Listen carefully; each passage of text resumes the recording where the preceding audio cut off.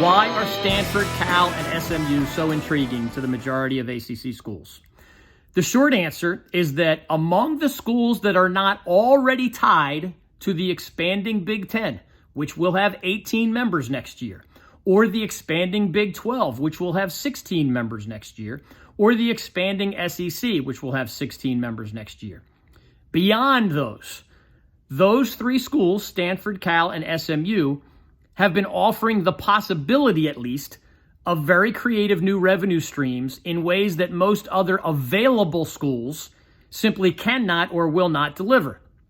For example, Stanford, Cal, and SMU all would add both new inventory to ESPN, which would mean a total increase of more than $100 million a year in the ACC's existing deal with ESPN. That would apply actually regardless of any three schools they might add.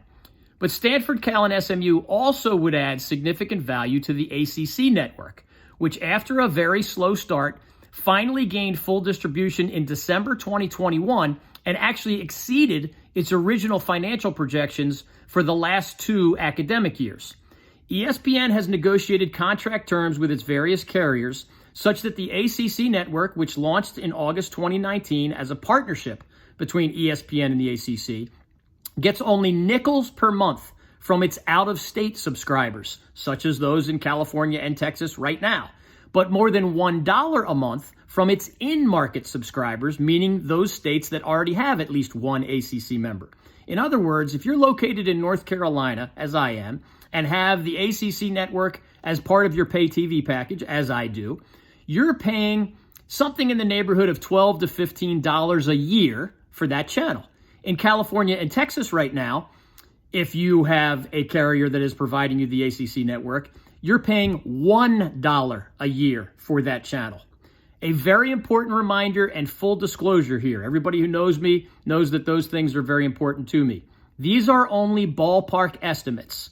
They are provided by industry analysts and my sources because neither the ACC nor those pay TV providers releases the official numbers for the ACC Network or any other channel for that matter. And I promise you, you will not be able to find any of these prices for these live TV channels as a line item on your monthly pay TV bill.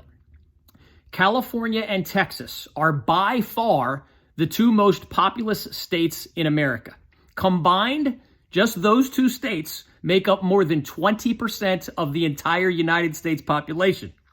California has about 39 million people. Texas has about 30 million people.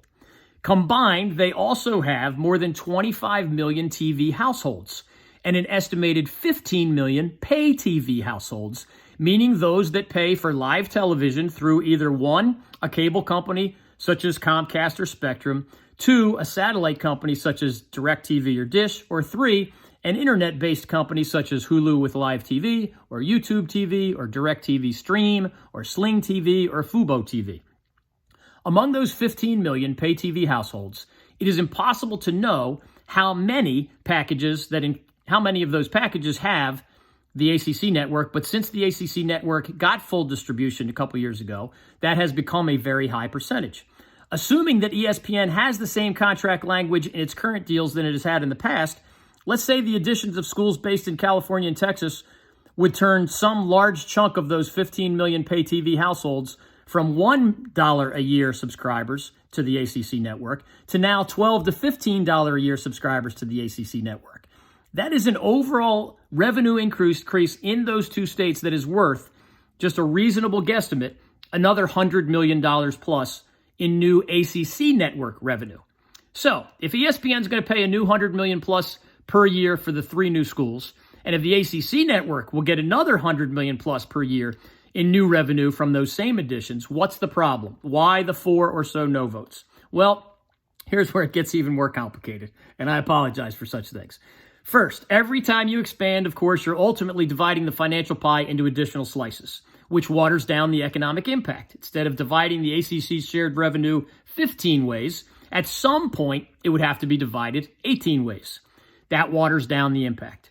In part because Stanford and Cal have little leverage as members of the falling apart Pac-12, both have indicated to the ACC that they would be willing to take only a partial financial share, maybe only 60%. in their early years of ACC membership. What does that mean? Well, if there were a year where an existing ACC school would get a $50 million check from the ACC office, and that's a reasonable number as we look forward to the rest of this decade, Stanford and Cal would get only 60% of that check, or $30 million each instead of the $50 million. And the $30 million is actually a much better number than they could get anywhere else right now. Thanks to some extremely wealthy boosters who believe it's worth their long-term investment to see Southern Methodist in a Power 4 conference, the Mustangs even have offered to take a 0 share from the ACC for their first 5 to 7 years of membership. An amount over that longer period would be worth more than $300 million. Obviously, those partial or 0 shares for new members over a period of years would allow the ACC to redirect more of those new millions to its existing members, and that certainly helps.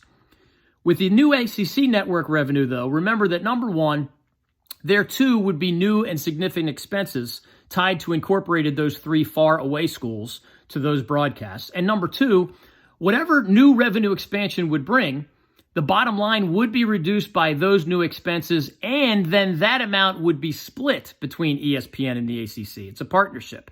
So once you do that additional math, the ACC Network windfall is not nearly as large, especially once you get to the point later down the road where you are dividing into 17 full shares plus Notre Dame's partial share.